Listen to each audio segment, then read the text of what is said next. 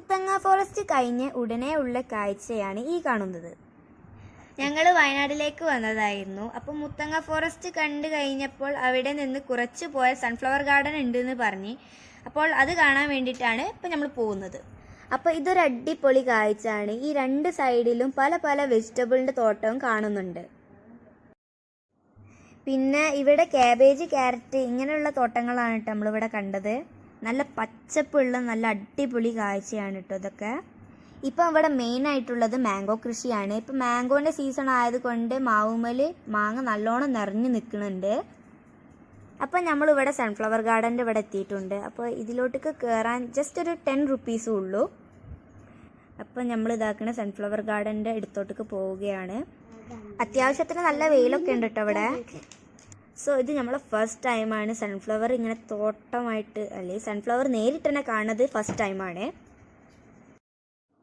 അപ്പം ഞങ്ങളോട് ഫസ്റ്റ് തന്നെ പോയപ്പോൾ തന്നെ അവർ പറഞ്ഞിരിക്കണേ സൺഫ്ലവർ ടച്ച് ചെയ്യാം ബട്ട് പറിക്കരുത് എന്ന് പറഞ്ഞിരിക്കണേ.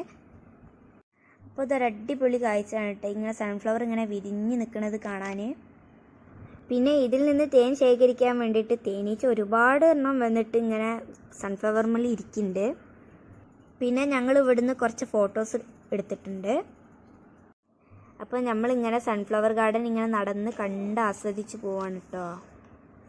ഇന്ന് നമ്മളാണ് ഫസ്റ്റായിട്ട് ഈ ഗാർഡനിലോട്ടേക്ക് കയറിയത്. നമ്മളെ പുറകായിട്ട് കുറേ ഫാമിലീസൊക്കെ വരുന്നുണ്ട്.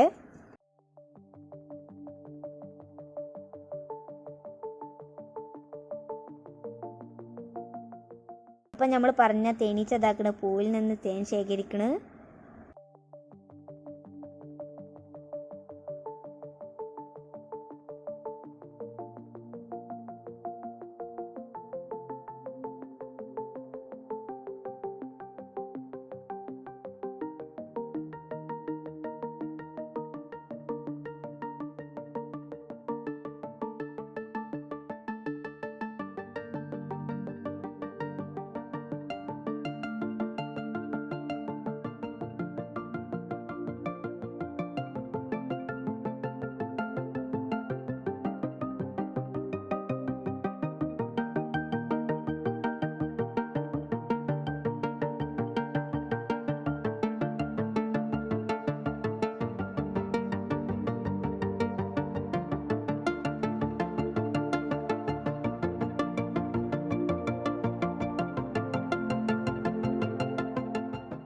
അപ്പോൾ നിങ്ങൾക്ക് എല്ലാവർക്കും ഈ ഒരു ചെറിയ വീഡിയോ ഇഷ്ടപ്പെട്ടു എന്ന് വിചാരിക്കുന്നു.